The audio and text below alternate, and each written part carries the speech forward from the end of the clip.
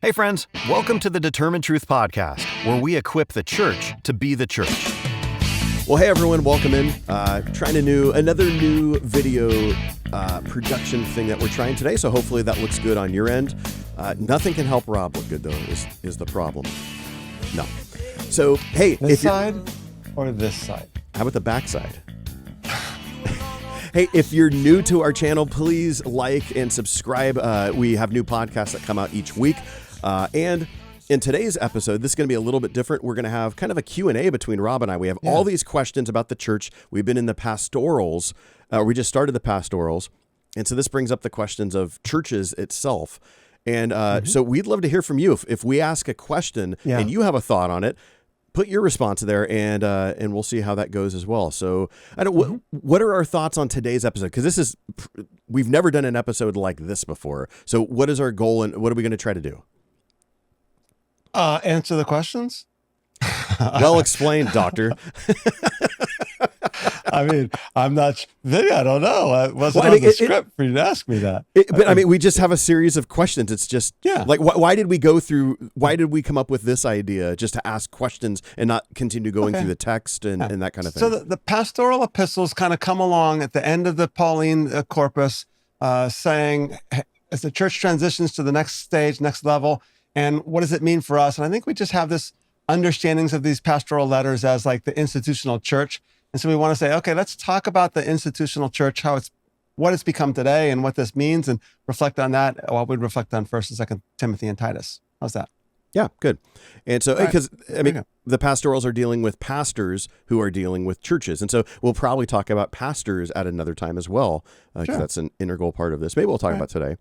We'll start with the first question. Yeah, first question. So I'm going to ask you. You're going to ask me. Okay, we'll do it that way. I'm going to ask you. Okay, here you go. Are you going to tell me or ask me? Well, we'll see. We'll see how that works out. What are 1, 2, or 3 positives that you see in the church, and something that you think everybody should know? Well, you put church capital letter or church lowercase for the people who are listening to this. What do we mean by why you differentiate between large C and lowercase c church?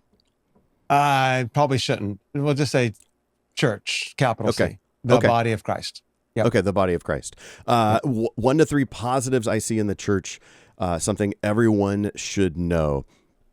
Well, I mean, it's the representation of God's kingdom. It's the visual representation of God's kingdom on earth now, or it's supposed to be. And so that could be a positive for a healthy church, because a healthy church would be modeling God's kingdom in a healthy way. Not only in terms of the truth that it is speaking, but just as importantly in how it is showing love towards one another and showing love towards neighbor, which is everyone else, well, including one another, but the world as well. So I would say that that's one positive. Sure. Yeah, I would say the same thing, except I might phrase it a little bit different. I would say the church is the body of Christ. We are the representation of Jesus to the world. We are his image bearers. We make him known. If you want to know who Jesus is, you need to look at the church. And then I would add to that, the church has done wonderful, glorious things throughout history. I mean, orphanages were started by the churches. Hospitals were started by Christians. The Red Cross was started by Christians. Florence Nightingale started nursing. You look at so many wonderful things that the church has done and is doing around the world today. It's amazing. So I would add that. Yeah. Right. That's good. So the next question then that we have, and we're just kind of doing rapid fire. We have a bunch of them. We'll see how many we actually get through. And we're trying this new thing. Are you going to control the questions that pop up, or how are we going to do it? I guess so, because I was, We'll Doesn't do that matter, either one of us. Okay. Yeah. So what are some negatives that you see in the church? Okay. I think that we have become... And again, we're speaking generically. Not every church or every institution or every individual. I think a lot of the Western church has become consumeristic. We go and we consume, and I think the politicization of the church has also been very, very damaging to our reputation and who we and our identity. I think we've lost sight of the kingdom. How about you? Yeah, I would definitely agree with that. So part of this could be like, okay, I don't need to restate your answer. Okay, so I would affirm all that. I do have an answer though. So go back. Back to number 2. Sorry. Back to number 2. Who does number 2 work for? As the great quote says, Universal Austin Powers did you? Don't worry about it. So, negative. I'm a Christian, Vinnie. I'm a Christian. Yes.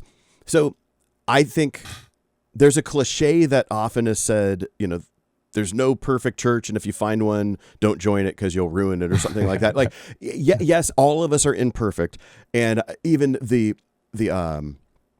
mantra of we just say like, oh, well, all churches are messed up. Like, we know that all churches are messed up because every church is going to have dysfunction because every church has people in it and people are messed up, right? However, I think that oftentimes becomes what would we call it? A scapegoat for actual problems that are happening in churches. Very well. Yeah. And so I would say what's a negative that we see in the church? It's there's a lot of unhealthy leaders in churches. And I think oftentimes it's, whether it's a lack of accountability, a lack of training, it's people wanting to hold on to positions of power or just their job itself. They don't want to lose the job. And there's other stuff that needs to be dealt with and it's not being dealt with. And so it has a large effect on, dozens, if not hundreds, if not thousands of people, depending on the reach of that church. Yeah. And so I would just say unhealthy leaders can be and that could be another whole episode. That's a whole series of episodes. Yeah. Okay. Let's go to this question. Here we go. Okay. So has the modern Western church become more of an institution than a movement of the Spirit? So how would you define institution? Institution would be almost like a corporation where it's become an entity unto itself. The focus and the goal is sustaining it, the local entity. So let's say this then. In the West, we largely organize organizations through legal ways. There's just certain things that we do. We set up 501c3s because there's nonprofit status that is afforded to a church. If there's a facility that's owned or if there's employees that are there, you have legal protections and there's legal structures and that sort of thing that are developed. Those aren't bad in and of itself. So when you're talking to institution, there's some institutional things that are this is just necessary to organize a group of people, or not necessarily necessary, but it can happen. It doesn't mean that's bad in and of itself. Is that what you mean by institution? Yeah. That we're trying to keep that. I'm thinking of the question in terms of, are we more concerned about preserving this local congregation and church, keeping it financially afloat, paying salaries, keeping the building in order, than we are with the movement of the Spirit? And I think the answer is largely yes. Okay. How about you? I don't know.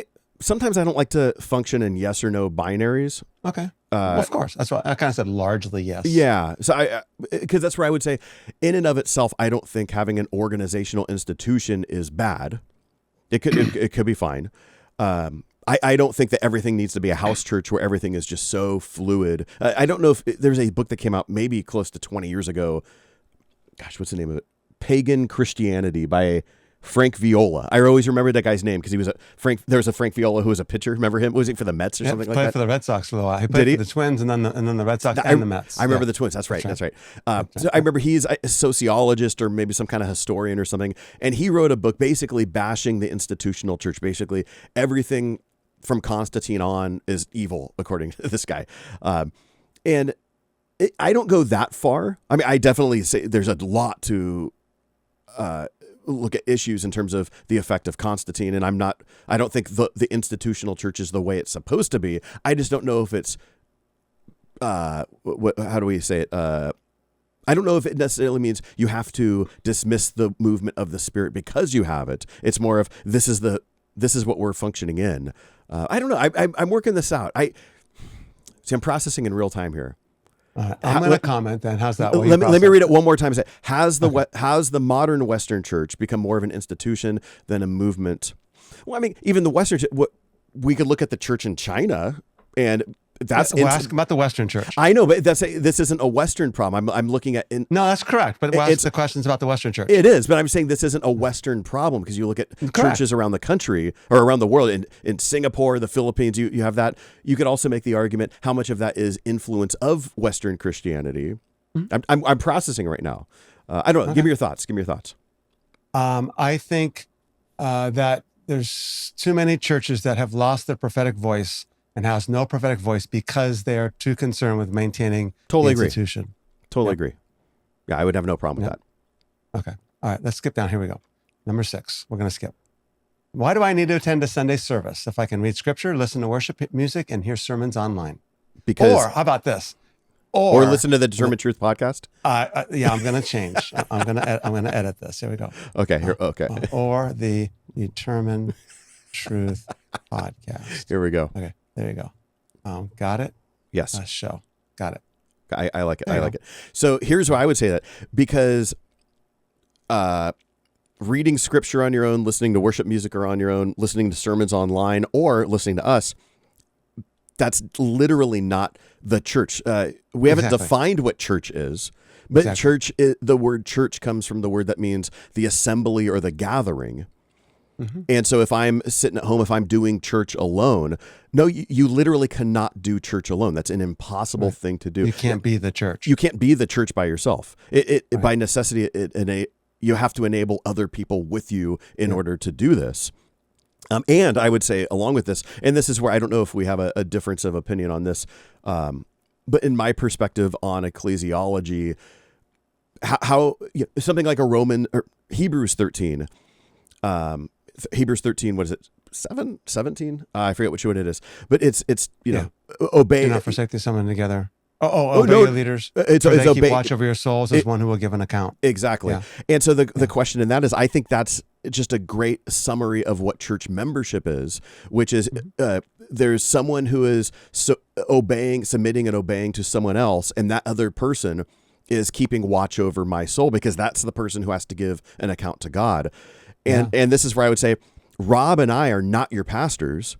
As much as you consume and listen to our stuff, we're not your pastors, because I don't know who you are. We're not in fellowship together on a regular basis. I'm not going to give an account to God for you when that formal relationship hasn't been entered into. And so that's why I'd say we can't be a church. And no pastor you listen to online. I listen to Tim Keller sermons still post-mortem for him. He's not my pastor. He never has been. And I've been listening to the guy for 20 years. Yeah. Obey your leaders and submit to them. Mm-hmm. They keep watch over your souls as those who will give an account. Let them do this with joy and not with grief, for this would be unprofitable for you. Yeah. So, yeah. So that's why I would say that's why you can't do church by yourself. Yeah. Church is the collective body of Christ. And think of this in the terms of the garden story again. Adam and Eve were one. They were, a man shall leave his father and mother and cleave to his wife, and the two shall become one flesh. Then very next verses, they were naked and not ashamed because they were one. Then you go to the New Testament and Jesus says, Father, I pray that they may be one, even as we are one. Mm-hmm. And then you go to 1 Corinthians 12, all the members of the body there are many members, but one body. So we are the body of Christ. So we have to understand the fact that we need each other, and we can bless each other. So I had really quickly here an anecdote. I was in church years ago, and I heard this woman, she made a comment, and she goes, I didn't really get anything out of church today. She made that comment. I said, maybe you weren't here to get something out of it. Maybe you were here to give something. Yep. Agree. Maybe somebody else needed you to be here today. And she goes, never thought of it. It just revolutionized her thinking. So I think that's really important. So, well, and it's the same. And real quick with that, it's the same thing when I've had conversations with guys over the years, and it's like, why don't you attend this adult Sunday school class? Why aren't you involved in classes? These people, especially who are autodidacts, they study on their own and they love consuming stuff, and they really love to get deep. And you have that, I've heard the argument. It's like, well, it just slows me down. I could study a lot more if I'm doing this myself, because there might be with people who aren't normally engaged in study. And I'm like, yeah, but you could speed them up. You might slow yourself down by not going as fast as you think you want to go, but how helpful it is to be in that room with other people and encourage them. Or to learn from them, because that's the reality. When you learn, you only learn from your own perspective. To hear that other perspective is so critical. Well, and even with that, how often have you been in the study with someone who it's the sweet grandma who might not even have the high school education and is just so simple thinking and whatnot, but that's the person who I'm learning so much from. They're never going to teach the class, from an exegetical method standpoint and all that kind of stuff, but they just have that wisdom that you want to grow from, that they glean from. Yeah. We read the scriptures like white men. I mean, Italian kind of Hey. white men. But hey, you got the name. I got Dalrymple. That's true. Okay, There's Grandma nothing Italian about Catalino and Nana Vera. That's my dad's side. Anyway, Dalrymple. but we don't read the scriptures like someone that's not as good looking as us, for example. Right. We can't read it that way. That is very true. Okay, moving right along before we get in trouble. All right, what question are we on? What would you say to someone who says, I love Jesus, but not the church? I would say that's impossible. And I would have to say, really interesting book by Dan Kimball. Do you remember that guy from Santa Cruz? Yeah. Faithful pastor, has been there for decades. You can't. You can't. It's not possible. No. Because the church is the body of Jesus today. Yes. This would even go along with your book on these brothers of mine. That's the whole point. Because the way you treat the church is the way you're treating Jesus. Exactly. Yeah. Whatever you did to these brothers of mine, you did to me. And so, yeah. And now I get it. Because we're not talking about the institutional church here. We're talking about the church is the body of Christ now. And then so to those who've been hurt or traumatized by the church or whatever, the reality is, what we have to keep in mind, Vinnie, is the fact that the church is the focal point of the enemy's work. Satan's after the people of God. He's chasing the woman, Revelation 12. And the woman are those who hold the testimony of Jesus. That's who he's making war with. He's not making war with the nations. He's making war with us. And so the reality, of course, is we would expect to have problems in the church. That just means Satan's doing his work. And that doesn't soften the problems. It doesn't eliminate them. We both have had bad experiences. It doesn't help that go away, but it helps us put it in perspective of like, okay, yeah, this is actually the work of the devil here. And there is a body of Christ out there. And just good to remember, there are Christians around the world today and in our neighborhoods doing wonderful things for the gospel, for the kingdom of God. And that is the body of Jesus, and that's what it looks like. We have to be careful about the wealthy TV preacher or the person over there who just goes to church all day long and then acts like, we won't go any further. Yeah. With that, real quick, we would say, because you mentioned a term regarding us, there is church hurt and there is church trauma. Those aren't the same thing. And oftentimes we use the term church hurt to encompass anytime someone has had a negative experience with a church. And we have multiple types of listeners to this, and we know a lot of them, and we know a lot of their stories. And this is where we want to make sure that we're also saying there is a legit thing called trauma. There's people who have been traumatized by the church, and they've experienced hurt in ways that, spiritual abuse, physical abuse, things in ways that's like, no, this is legitimately a traumatic thing that takes a long time to work through. There's also a thing called church hurt, and there's many times many of us are hurt.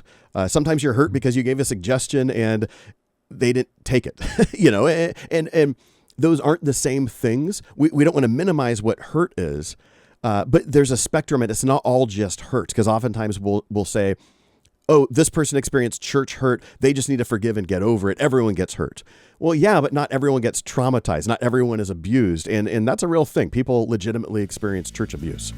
At Determined Truth, we do more than just this podcast. One of our major projects is training pastors in India each week. We even help start a Bible college there. But we could only do this because of the generous support from partners like you. Seriously, that means you. If you'd consider supporting us with a fully tax-deductible donation with anything from $5 a month or more, we can continue to equip the church to be the church. To give, go to determinetruth.com and click on the Give tab, or find the link in today's show notes. Thanks. Okay, let's go on this question. Yeah, next question. What might it look like if churches invested more in people and less in property? That's good. I struggle through this one. How much should you spend on a facility, on the stuff? Especially when that facility often, in many cases, is empty 6 days a week, or the better part of 6 days a week. Or I would say, especially when you design a facility that's only to be used for 1 day a week. So think about it, like, a football stadium is only going to be used 9 times a year, right? If nothing else is sharing that, because it's only used for that purpose, which is why the Oakland Alameda County Coliseum. Unless you're the Patriots and then you're in the playoffs and then all the home games. Well, I was going to say, which is why the Oakland Alameda County Coliseum was a superior facility, because it had 81 home games for baseball plus football. And so it might have been ugly, but that was a good use of resources. Yeah, the Oakland. 5 people that went there just told me how much a great time they had as well. Anyway, this is a thing, because it also goes into that question of how much money is too much money to have, or how much is too much. What kind of car is too luxurious for a pastor to own? Those. Yeah, that's another whole podcast, by the way. It is, but you get into those points. It's like, when do you start drawing that line of like, okay, you could have this, but not this. You can have this, but not that. And we start drawing these lines. And I'm not saying the line shouldn't be drawn, because I think they should, but it's also difficult to kind of arbitrarily set those boundaries on. Okay. Well, when is it not good to have? So going back to the facility, is it good to own a facility or not own a facility? Like, you have to start there, because you're dealing with categories. So unless we're saying no, a church should never own a facility, then we're not making a pronouncement on that. Who's the guy that did the Message translation? Eugene Peterson. All right. So Eugene Peterson wrote a book called The Pastor. Yeah. I'm not sure. I think you might have read that years ago. It's actually a kind of a heavy read. It's just so thick. And in that, and part of the process, part of the story he tells was the church was going to get a building, and then they went, and it's actually really interesting. And they had all these designers to come in, and it's like, what? The money that was spent on people to design the facility is like tens of thousands of dollars. It was incredulous, just the whole process. And then they wanted to design a facility that wasn't for them. They had all these templates. Do you want this one? A, B, C, or D? It's like, wait a minute, that's not for us. Yeah. This is who we. They didn't ask questions about who we are, what we want to do, or what we're like. And he designed this facility that was just very simplistic, cost effective. I can understand that. I get that. I tend to lean more towards the family room, the living room type of situation. But I understand the fact that that's problematic for a family with kids. What are the kids going to do? Okay. So there's a place for that. But I think some of these buildings are way overboard. So yeah. So I think the answer is, we would be a lot more effective if we invested in people more than a property. But it's fuzzy boundaries. Where's the line? I don't know. Yeah. So, I mean, looking at it this way, you and I worked for a church that had multiple campuses, and the whole idea was that we projected the video of the main pastor, who was the draw, and that's who we watched. So if in the campus I worked at, most of the time we have a screen and we're watching this pastor. Well, because of this, we want to make sure that we're having a good quality here, especially we're meeting in a high school cafeteria. Mm-hmm. Spend hundreds of thousands of dollars on equipment, right, to make sure that it's a pleasant viewing experience and pleasant experience for people. Right. Well, then what you realize is we have all this high-end equipment that we're doing. You can't just have Joe and John running the thing like in setup church. No, we need to have John. No, not John. That guy ruined it. But like, this is highly technical, like professional level stuff. This is Taylor Swift concert level equipment that you're using. We need to hire a professional to come in here. Well, guess what? You can't hire a professional to do this unless you're paying them really good money. So guess what? Now your AV guy is making more money than most of the pastors on staff. I did not know that. Yeah, because you have to do that, and you're committed to that because you're investing in this high quality level thing, and so that's where you're looking at saying, when you're doing this now, you're paying people salaries where it's like, if we're going to make cuts, guess what? The AV guy is the last guy who's going to go outside the senior pastor. You can't have a service on the weekend without him. Yeah, and it just asks the question like, well, the reason we're doing that is so that we can draw people in, we can reach more people, connect with more people. It's like, okay, well, great, but what are we drawing them into? Well, I think we're drawing into this consumeristic mentality instead of saying, what if we drew people in because we were feeding people on a weekend? Like, so here we are recording here at the end of October of 2025, and in a couple of days, November 1's going to turn around, and it could very well be there's a government shutdown. Mm-hmm. And if that's the case, there are going to be people all across the country, all across our communities without a paycheck. Mm-hmm. And what if the church stepped up and said, hey, we're going to help you right now. We're going to pull together. Wouldn't that draw people in? Wouldn't that be enough to say, hey, I'm in? I don't care what what the quality on the screen actually is. I think that's the church being the church there. So yeah. All right. Yeah. Okay, here we go. Hey, you pick a question. All right, here's an interesting You're in charge of the questions today, Rob. You get the power. I guess so. We'll start with this one, and then the next one kind of relates to it. Okay. Is it possible that some forms of deconstruction, and I don't like to say deconstruction. I was going to say, let's define that. Let's define that term. Yeah. Okay. All right. Well, let's finish the question. Are actually the Spirit's way of reforming the church. Okay. So how would you define deconstruction? Well, to deconstruct is to take apart, right? For lack of a better term. And so in and of itself, I don't think there's anything wrong with deconstruction. I actually think it's healthy in many instances, most instances in life. The question is, what are you taking apart and what are you replacing it with? Because you're always going to replace it with something. So is it possible that some forms of deconstruction are actually the Spirit's way of reforming the church? Absolutely. I mean, I think this is what happened in the Protestant Reformation. That was, you have an experience of deconstruction in a way. So you're challenging existing traditions and ways of thinking to say, is this the way it's supposed to be, or is it supposed to be something else? And I would say in true Reformation practice, and I know that I tend to be a little more on the Reformation side of things than you, but this is where I would also say the Reformation mantra is a reformer is always reforming. And Semper reformando, whatever it is. Yeah. And in that case, it's like, no, we should be constantly looking at what are the traditions that we're establishing, and are those traditions okay? Because the modern day evangelical in America oftentimes there's an anti-Catholic bigotry that comes along in Protestantism, and they just have their traditions, blah blah blah. And I'm not if I thought Catholicism was right, I would be Catholic. So I'm not Catholic, right? But the thing is, we have our own traditions, and we're just unable to deconstruct those, and we think our traditions are the way it's supposed to be. So absolutely, the Spirit can be reforming the church through deconstruction, so forms of deconstruction. Yeah. We have to. I had a group at the church one time. I'm like, okay, can you name something that we do today that we didn't do 100 years ago? I'm not sure, but like 50 years ago. 100 years ago. And they got to a point like 100 years ago, like, oh, I don't think anything we do today is the same. I'm like, okay. That's a great question. Do you not see what's going on? They didn't make the connection. Okay. Can you name anything we do today that parallels, with what we did, what Jesus and the disciples did in the first century? Obviously there are some, they read the Bible, they did pray, but maybe not the way that we do it. The point of that is that how much of what we do today in a service or in church or whatever is a product of our culture, which is fine. That's great. Martin Luther wrote songs that actually went to beer hall, whatever they are, and then made Christian words out of them. Okay, that's fine. But when we get so stuck as this is the way it needs to be without willingness to change, I think that's a danger. What I've been processing for a long time now, just because of who I am, looking at, my primary research has been who are the people of God and what are they called to do, starting with the book of Revelation, but that just transcends to the entire biblical story. And then saying, okay, now what does it mean? What are we doing on Sunday and why are we doing it this way? And I process that as a lead pastor going, okay, how are we spending our money? How are we using our time? How are we using our talents and our resources? And what are we called to do in this community?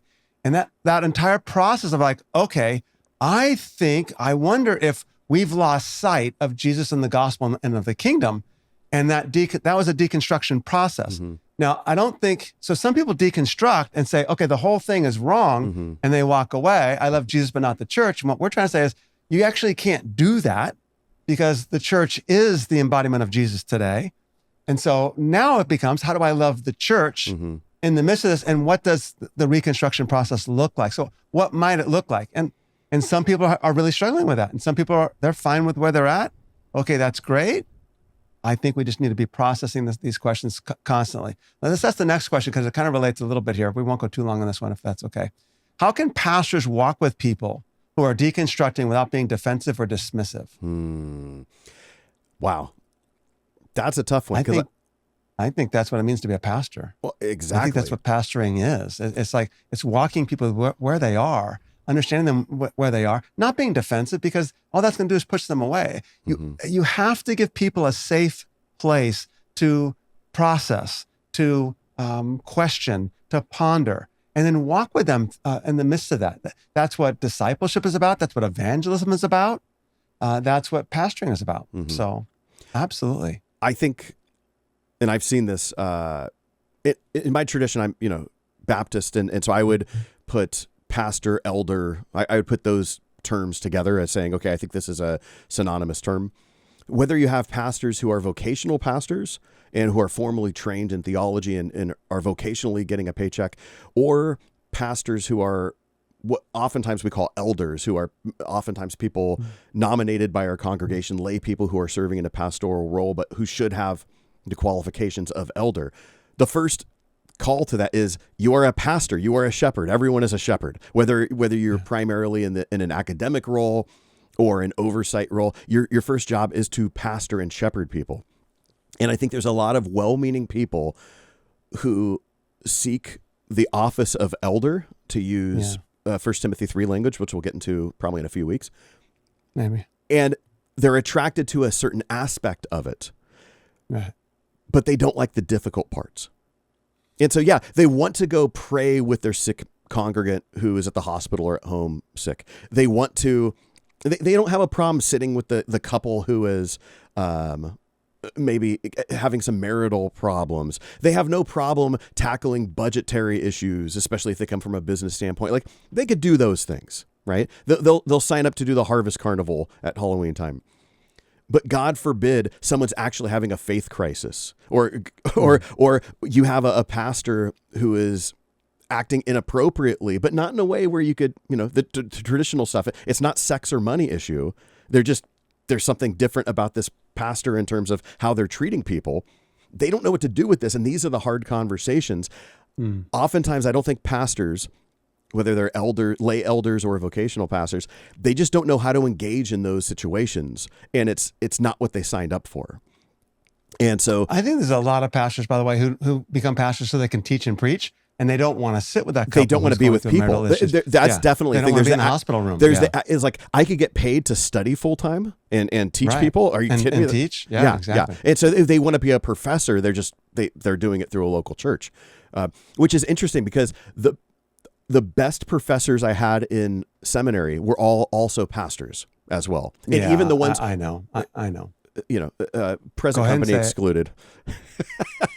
Just because it would ruin the rest of the. We can't go there, Rob. Yeah, but I mean I'm thinking of almost every professor I had in seminary also served either bivocationally in ministry, or they were just heavily involved in ministry. And that's the thing. I've had conversations with people where you might see a pastor who is that overly academic person, or it's like, man, they don't seem to be here for the people. And oftentimes they get that congregants they'll see it and they'll say, well, that guy should just go be a professor somewhere. And that makes sense, because you think of the academy as this dry ivory tower place that's sterile. And it's like, no, the great professors in seminary are the ones who actually are loving you academically, and they actually are with you and trying to form you as a person. They're not just spouting out facts and intellect. Yeah.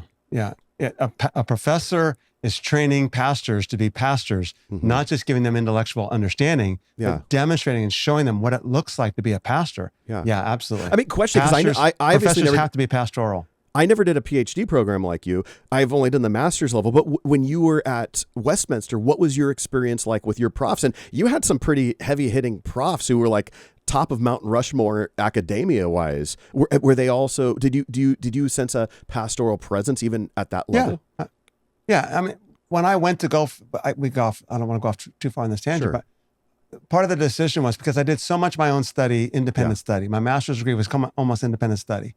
My bachelor's degree was Cal State Hayward. There's still obviously secular, in history. That's great. But I wasn't getting nurtured. I grew up without a father. Yeah. So when I went to look for a PhD, I'm like, I need to find someone that I can sit under and then I can learn from. And I'd say there was a number of them that were great. And the ones that were the most respected were the ones that actually went and had their lunch out in the student union, went out and had their lunch out in the patio, where others, they knew they weren't going to get other things done that day, but they cared about us beyond the classroom. I thought that was the most important thing. Yeah. Okay, here we go. Last couple minutes, if that's okay. Yep. Let's see. Here we go. How might our witness change if we measured success not by attendance or budgets, but how well we love our neighbors? That's so tough, because how do you measure how well you love your neighbor? Like, what's tangible about that? Exactly. So we used to have a meeting every year at the end of the year, like the State of the Union meeting, when I was the lead pastor for 7 years. And it was, by the way, lead pastor, not a term found in the Bible at all. not something that existed a couple hundred years ago, right? we can fix that. Okay. Yeah. We'll add it. Well, there's room for a third Timothy. Anyways, we would have this meeting. Okay, here's the budget. The elders would get up and hey, because it's a representational form of government. So we're representing you. You elected us to, the elders to do the things. So each elder that oversaw a various ministry area would give a report on what they did. And, we've all been in church like this. The idea of it is we gave away this much money. We had this many events. We had this many people attend.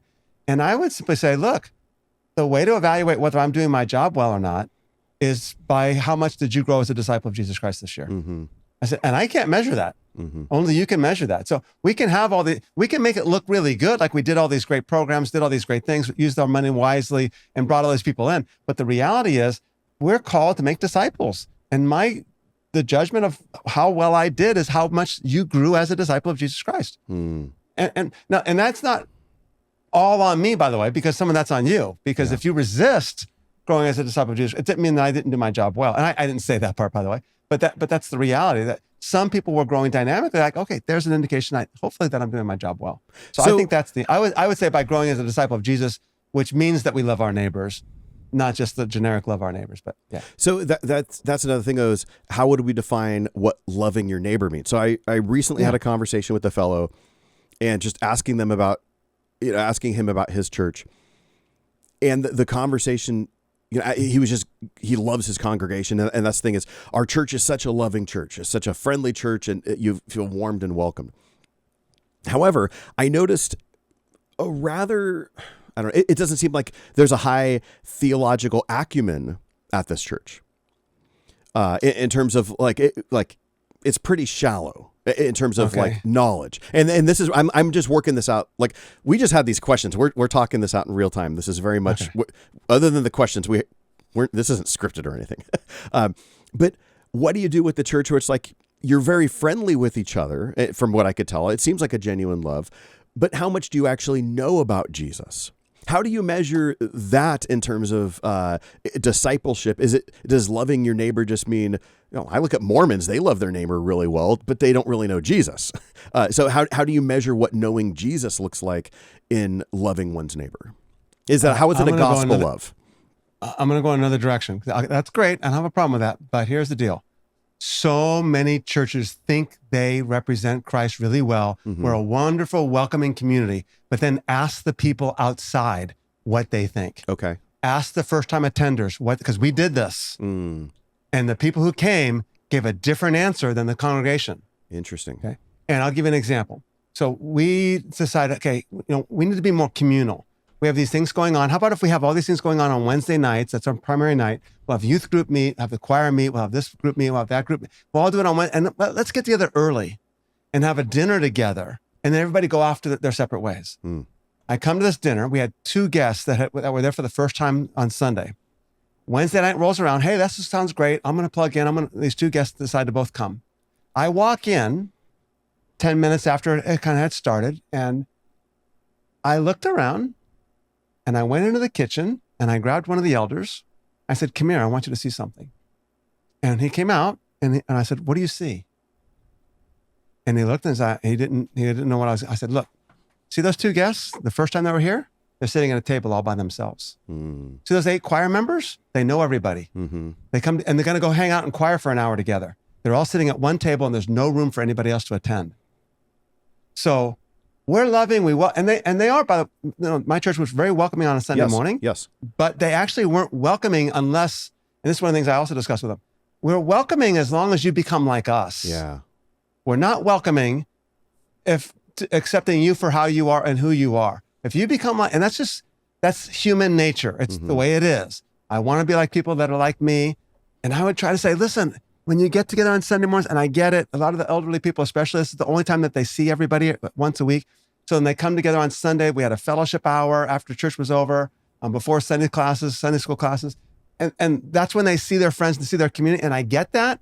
But that's also the first time somebody has come into the congregation and they also want to be part of the community. And we have to be able to go, I got to go beyond just seeing my friends here today. I got to be welcoming these people. And so are we really loving our neighbors, or we just think that we are? I think as a pastor, my experience is that we actually often think we're loving our neighbors, but we're not always loving our neighbors. And that's one experience. Obviously, there are other experiences that might be different. So Sure. Okay. Here's what we're going to do. We're going to bring on a guest in our next episode.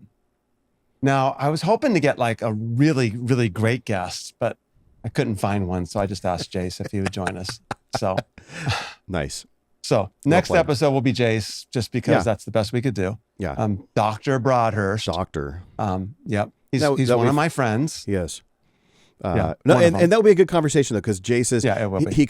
You guys met in the academy. You met in at seminary, both working in PhD programs, but he's been a practitioner largely. He's not a published scholar in that kind of way. I'm sure he has published something, but his work has largely been in the local church and shepherding people. Yeah. So it would be great getting his perspective. Yeah. And then what we'll do after that is we'll have another episode to correct all the things that he said that weren't correct. Yes. Maybe. Yeah, absolutely. Okay. Hey, I was gonna say you need to remove the message. See, this is our new thing here. So great. So hey, here's a question for you, especially if you're a viewer. Which of these questions have affected you in terms of do you really resonate? I'm sure you have thoughts on all of these things, especially the deconstruction one. That would be a really interesting conversation. Put that below. Put your comments below, and we'd love to hear that.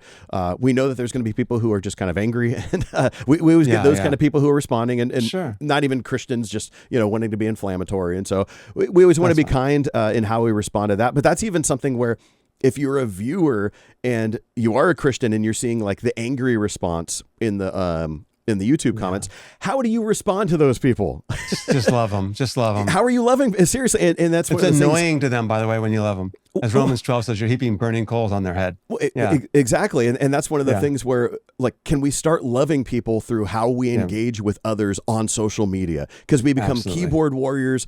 We see posts on Facebook about someone else holding a different political view or whatever. Yeah. And we're not saying you can't hold your perspective, but how do you actually engage with those people? And I think much of what we're saying, what the church needs to do, starts with those conversations. Can you actually just practice those things behind electronic words?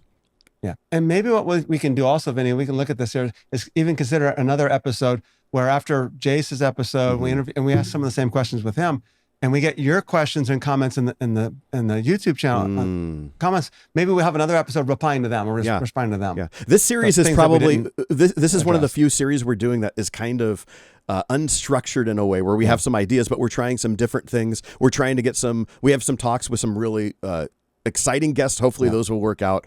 But this is going to be a fun series, I think, talking about, okay, well, what is the church and what does a healthy church look like? Yeah. Great. Okay. All right. Well, that's it. Hey, next week we'll be back with Dr. Jace, the big draw, who's a fun guy. We'll see how that conversation goes. That's going to go off the rails. Because Jace is an off the rails kind of guy. But for everyone else, thanks for hanging out with us. We'll see you guys next week. Thanks for joining us today. If you dug it, please subscribe and share it with others. Check us out at Determinetruth.com to see more of what we do and maybe even consider supporting us. See you next time. Faith is an ocean you can walk on.